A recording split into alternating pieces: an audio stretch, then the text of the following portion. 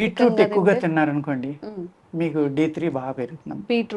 Beetroot vegetarians అయితే పాలకూర, పాలు వీటిలో బాగుందమ్మా. ఎన్వి తినే వాళ్ళు అయితే చిన్న చేపలు, ఎగ్గు వీటిల్లో కూడా చాలా బాగుంది.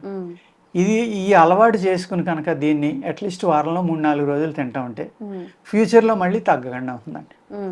ఎప్పుడైతే D3 ప్రాబ్లం వచ్చిందో D3, B12 ఈ రెండాటి మీద అన్నీ ఇంపార్టెంటే, కానీ మోస్ట్ ఇంపార్టెంట్ D3 అండి. D3 ఇచ్చి అమెరికాలో నేను గూగుల్లో చూశాను, నిజం ఒకటిదో తెలియదమ్మా అది.